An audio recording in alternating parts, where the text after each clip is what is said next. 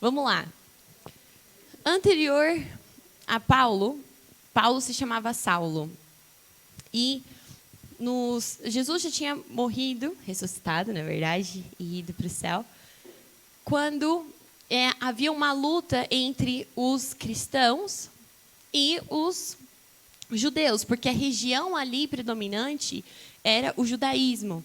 E Jesus era um cristão, né? Então, ele pregava o amor e ele pregava que a gente não precisava se prender às regras, né? Tipo, que isso não impedisse o agir de Deus.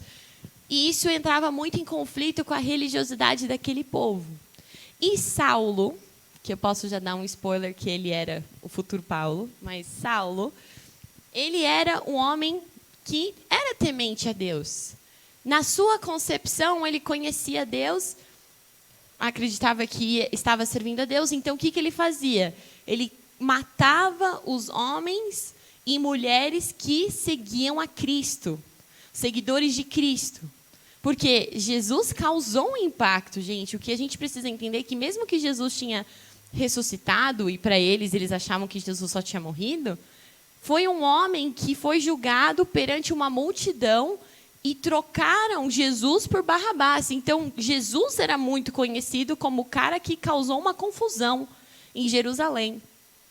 Então Saulo, na verdade, tinha como na mente dele de correr atrás e não, esses caras são uma blasfêmia, esses cristãos, seguidores de Cristo, eles eles estão fazendo muita bagunça, olha a bagunça que eles estão causando. Para resumir a história, então Saulo, é Saulo o nome dele ainda, ele ia de cidade em cidade com um mandato real, um mandato da sinagoga com tipo assinado assim que ele podia realmente prender e matar essas pessoas. E rapidamente, enquanto ele estava indo em direção a Damasco, porque lá havia rumores de que haviam seguidores de Cristo lá, Jesus foi ao encontro dele e ele escuta uma voz e diz: Saulo, Saulo, por que você me persegue? Então, basicamente, é nesse momento onde acontece a conversão de Saulo. Então, a voz diz para ele que ele tinha que ir para Damasco, encontrar um profeta chamado Ananias, que esse cara ia orar por ele, porque ele ficou cego com essa luz tão forte. E aí, esse homem ora por ele, ele fica 3 dias sem enxergar nada, ora por ele, dá visão. Eu estou contando rápido, porque não era essa história, mas como tinha gente que não conhecia, então estou explicando. Mas ele recebe a conversão dele, e além de receber a conversão dele, ele recebe um novo nome, que o nome dele vira Paulo. Então ele deixa de ser Saulo, o homem que perseguia os cristãos, e agora ele é Paulo, o homem que corre atrás de Cristo, o homem que quer propagar a palavra de Jesus Cristo. Amém? Então, agora que vocês já entenderam quem é a transição, vamos para Atos, capítulo 26. No capítulo 26, é que essa história é uma história longa. Na verdade, é bem antes do capítulo 26, mas para resumir, muitas pessoas estavam correndo atrás de Paulo, porque antes ele era o cara que estava ajudando a sinagoga a matar os cristãos, e agora ele está fazendo mais cristãos, ele está ajudando mais pessoas a se converterem. Então, como ele também era um cidadão romano, ele pediu para ser julgado pelo rei Agripa, que era um rei que representava a coroa de Roma. Então, no capítulo 26, ele está lá contando sobre... Eles estão querendo saber o que você fez, o que esse homem fez. E ele está contando, tipo, olha, eu era como vocês, mas aí eu conheci Jesus e agora eu estou propagando de Deus, mas eles estão querendo me matar, mas eu não fiz nada de errado, eu só estou falando de Deus. E bem lá no finalzinho, no versículo 30, então Atos 26, versículo 30, o rei Agripa, o governador, e Berenice, que era irmã do rei, do governador, e todos que estavam ali se levantaram e saíram comentando: esse homem não fez nada para merecer a morte, nem para estar preso. Então Agripa disse a Festo, que era um oficial, ele já podia estar solto se não tivesse pedido para ser julgado pelo imperador. Ou seja, Então, ele está sendo julgado por falar de Jesus. Então, eu resumi aqui o 26, eu levei vocês até o final, para vocês verem que ele estava preso, foi para um julgamento, o rei Agripa e as outras pessoas não encontraram alguma causa justa para poder prendê-lo e matá-lo. Então, agora vem comigo no capítulo 27.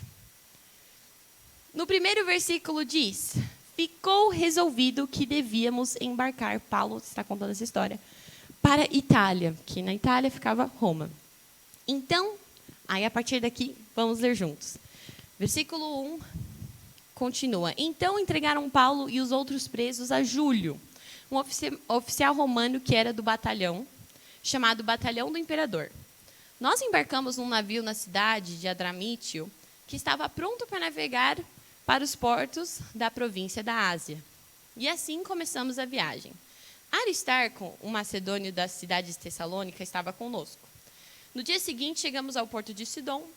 Júlio tratava Paulo com bondade, aquele oficial, e lhe deu licença para ir ver seus amigos e receber deles o que precisavam. Então, basicamente, ele ia ter que ir para a Itália. Aí, continuando, vem comigo para... versículo 4. Depois de sairmos de Sidom, navegamos a norte da ilha de Chipre, a fim de evitar evitar os ventos que estavam soprando contra nós. Atravessamos o mar em frente ao litoral da região da Cilícia e a província da Panfilha e chegamos a Mirra, uma cidade da província de Lícia. Ali um oficial romano encontrou um navio da cidade de Alexandria que ia para a Itália. Então, eles encontraram um barco e nos fez embarcar, porque ele tinha que ir para a Itália. Isso ficou resolvido, o rei. Então, qual que é o contexto aqui? Paulo, agora um seguidor de Cristo, convertido, está sendo enviado para a Itália. Isso é muito importante, como um prisioneiro para encontrar um novo julgamento. Versículo 7. Navegamos bem devagar, vários dias, e com grande dificuldade chegamos em frente da cidade de Cnido. Como o vento não nos deixava continuar naquela direção, passamos pelo cabo Salmanoa, da ilha de Creta, e seguimos pelo lado sul daquela ilha, o qual é protegido dos ventos. Assim fomos navegando bem perto do litoral e ainda com muita dificuldade chegamos a um lugar chamado Bons Portos, perto da cidade de Lazéia. Ficamos ali muito tempo e tornou-se perigoso a continuar a viagem porque o inverno estava chegando. Então Paulo avisou, e é aqui que eu quero trazer essa atenção. Homens, um homem preso, está falando para a galera do barco. Homens, estou vendo que daqui adiante a nossa viagem será perigosa. Haverá grandes prejuízos, não somente com o navio e com sua carga, mas também haverá perda de vidas. Mas o versículo 11 diz: mas o oficial romano tinha mais confiança no capitão e no dono do navio do que em Paulo. Traga sua atenção a isso. Então, Paulo falou, mas não confiaram nele, não escutaram nele. Versículo 12. O porto não era bom para passar o inverno. Por isso, a maioria achava que devíamos sair dali e tentar chegar a Fênix. Essa cidade é um porto de Creta, que tem um lado para o sudoeste e outro para o noroeste, e eles achavam que poderiam passar o inverno ali. Versículo 13. Começou a soprar do sul um vento fraco, e por isso eles pensaram que podiam fazer o que tinham planejado. Levantamos âncora, fomos navegando o mais perto possível do litoral de Creta, mas de repente um vento muito forte chamado Nordeste veio da ilha e arrastou o navio de tal maneira que não pudemos fazer com que ele seguisse na direção certa. Por isso desistimos e deixamos que o vento nos levasse. Para escaparmos do vento, passamos ao sul de uma pequena ilha chamada Cauda. Segurei. Então, o que eu estou tentando trazer para vocês? Que Paulo era um homem que já estava sendo usado por Deus. Mas a situação dele atual era uma situação muito inconveniente, uma situação muito chata. Porque ele estava sendo preso, sem contar que nos capítulos anteriores, conta que bateram nele, rasgaram as roupas dele. Tipo, o povo estava muito bravo com Paulo. Mas algo que o Senhor estava me ministrando é que nós não deixamos de ser mulheres e homens de Deus, não importa a situação que a gente está vivendo. O que aqueles homens deixaram de perceber é que Paulo ainda era Paulo. Mesmo que ele estava acorrentado, mesmo que ele ainda estava numa situação de subjugado, preso, aquele homem ainda era um homem de Deus. E como homem de Deus, você como homem e mulher de Deus, nós estamos fluindo o tempo todo, não importa a situação que nós estejamos. E é interessante que Paulo poderia usar essa situação para se vingar das pessoas que estavam prendendo ele e falar nada. O Senhor já tinha mostrado para ele o que podia acontecer se eles continuassem navegando, mas ele simplesmente continua sendo filho. Você pode repetir isso comigo? Ele continua sendo filho. E qual que é o intuito disso? O Espírito Santo me leva para fazer uma pergunta para você, mas principalmente para mim, a situação que você está vivendo hoje. Não sei que situação é, mas eu posso te dizer a minha em poucos instantes, mas a situação que você está vivendo hoje. Você continua fluindo? Você continua sendo filho de Deus? Filha de Deus? É interessante isso porque nós estamos em luto, minha família. Para quem não sabe, eu perdi meu pai no dia 8. E a gente está vivendo uma tempestade. Mas o Espírito Santo tem nos fortalecido de tal maneira que nós continuamos fluindo. Continuamos entregando palavra de vida. Mas é interessante isso, que mesmo, agora não sobre a gente, mas sobre pessoas. Às vezes as pessoas podem, mesmo sabendo que você é filha de Deus, mesmo sabendo que você é filho de Deus, as pessoas preferem e tendem a confiar em oficiais de justiça, o dono do capitão. Pessoas mais relevantes de acordo com o nível terrenal. E isso é interessante porque nós nos deparamos todos os dias com filhos de Deus, mulheres e homens de Deus nas nossas vidas. E às vezes a gente pode ler essa história e julgar essas pessoas e falar assim, ai, nossa, mas por que eles não escutaram Paulo? Gente, Paulo estava preso. Ele estava sendo subjugado.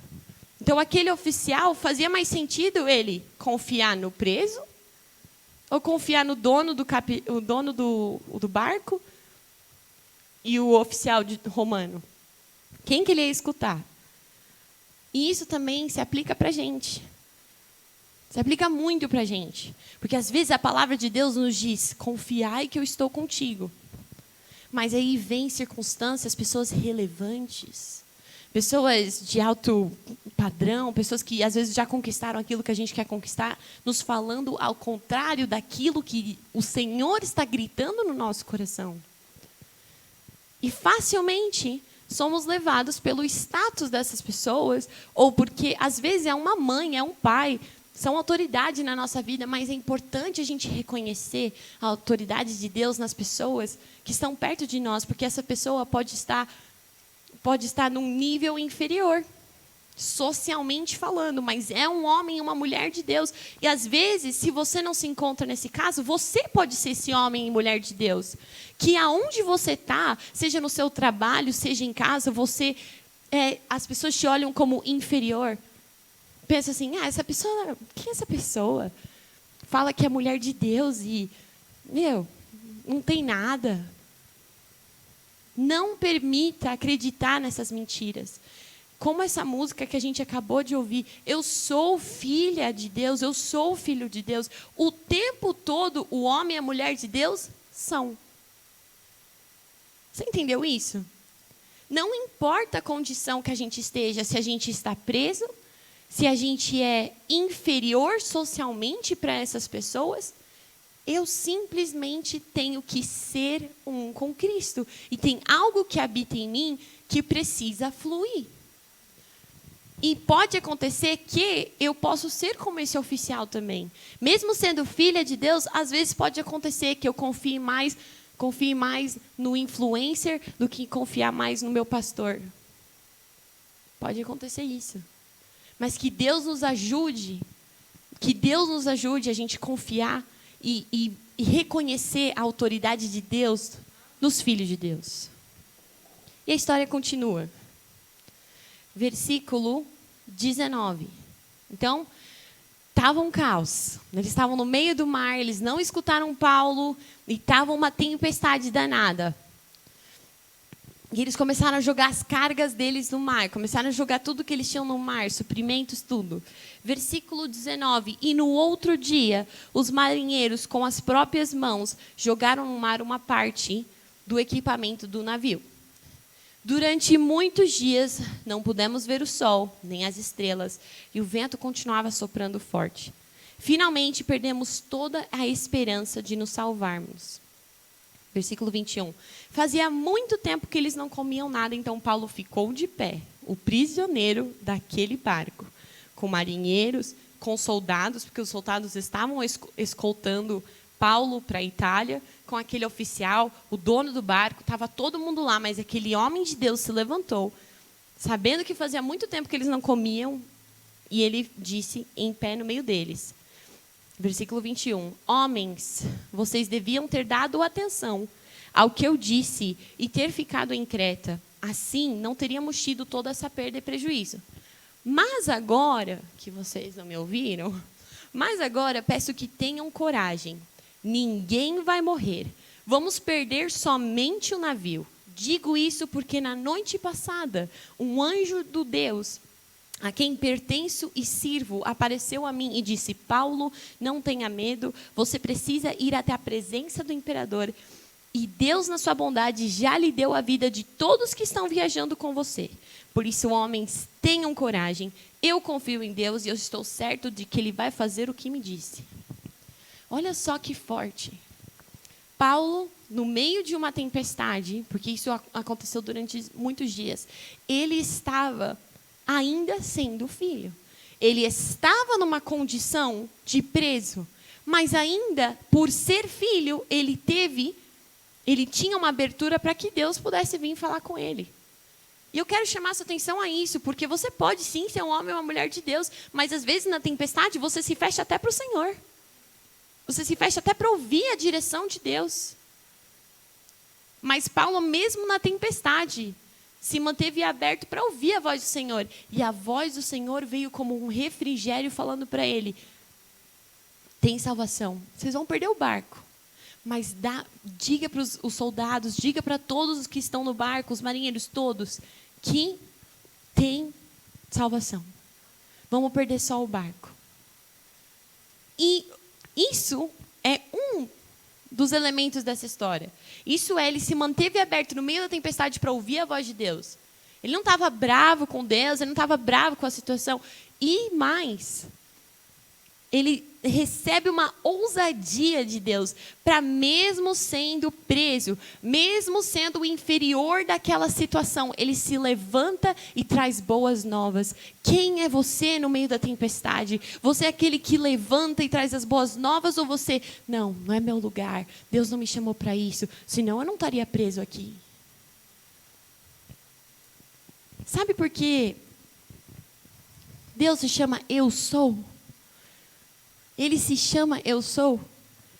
Eu imagino que seja porque o tempo todo, não importa se está nublado, se está chovendo, se eu estou empregada, desempregada, se meu casamento está bom, se meu casamento está ruim, se eu perdi um familiar, o tempo todo, Deus simplesmente é tudo aquilo que eu preciso. E Jesus disse que nós, quando aceitamos Ele em nosso coração, nós nos fazemos um com Ele. Uma das coisas que nós precisamos para amadurecer, é permitir Deus ser um comigo o tempo todo, não só quando é conveniente, mas principalmente quando é inconveniente, principalmente quando me falta fé, principalmente quando eu vejo uma tempestade ao meu redor, principalmente quando eu estou presa, quando eu sou a pessoa. Paulo era o único prisioneiro ali. Não era, tinha mais alguns prisioneiros, mas ele assim, era um prisioneiro ali, tinha muitas pessoas, até o marinheiro era mais importante que ele, socialmente falando. E às vezes a gente esquece quem nós somos. Às vezes eu penso, eu só sou a Ana Maria. Só que aí que está o erro. Eu só sou a Natália. Eu só sou o Wesley. Eu só sou a Jocasta. Só sou eu. Mas aí que está o problema. Nós somos um com... Que bom que vocês sabem. Não é mais você, mas Ele em ti. Por isso que não importa a tempestade. Por isso que não importa a situação que eu estou passando, a humilhação que eu passei. Está na hora de um homem e uma mulher de Deus acordar, ser lembrado de quem tu és. Deus é tudo sobre identidade. Não importa a situação que eu estou passando. Paulo não deixou de ser Paulo na tempestade. E você? Não deixe de ser o homem e a mulher de Deus que Ele desenhou em você, no meio da tempestade. Quando ninguém te escuta. Quando ninguém te dá valor. Quando você está 15 dias sem comer. Não deixe de ser quem Deus te chamou para ser. E é isso que o Senhor estava me ministrando. Me ministrando real, porque é muito difícil eu continuar sendo a Ana serelepe que às vezes eu era. É difícil.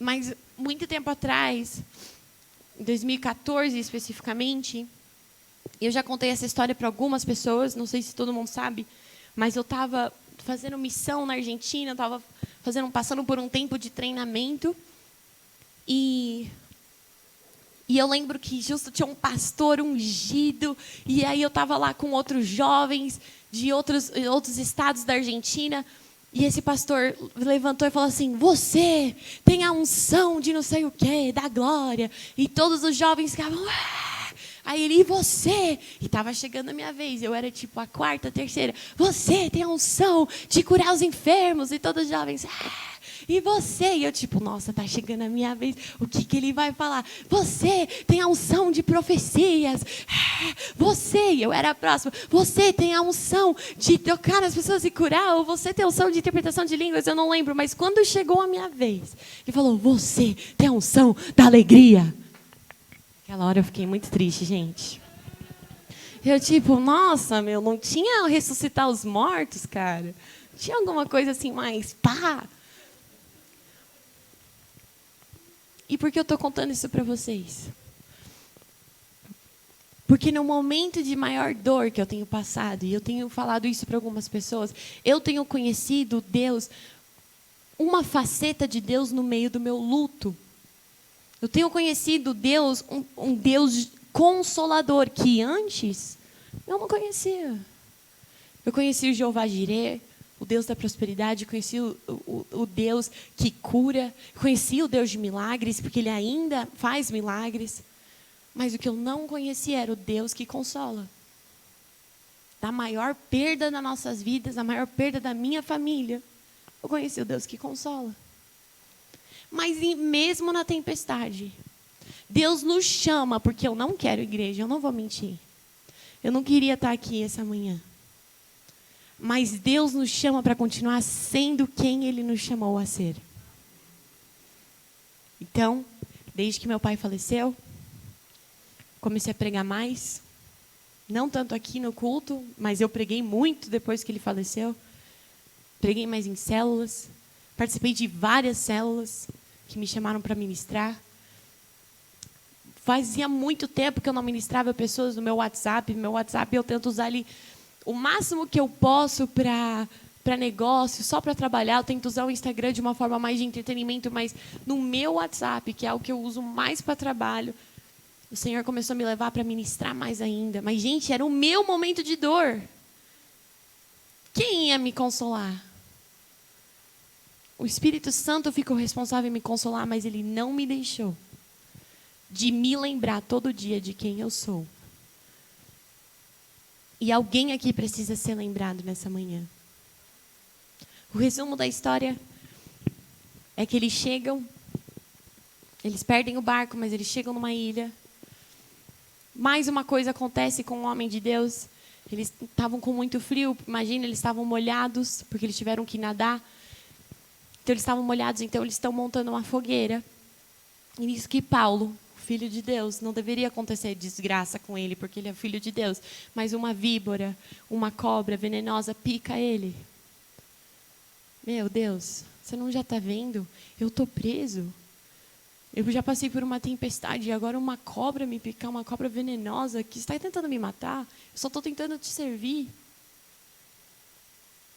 Mas quando nós somos um com Cristo, nós somos lembrados de que tudo é para a glória de Deus. E todas as coisas cooperam para a glória de Deus.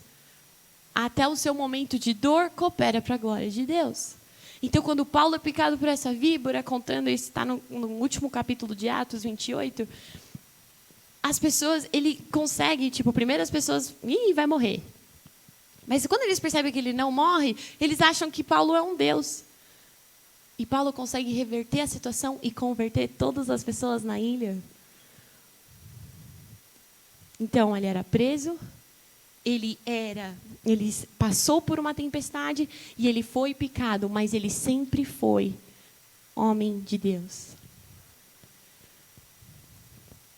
O que hoje o Espírito Santo queria falar com alguém aqui é que sim, você vai passar.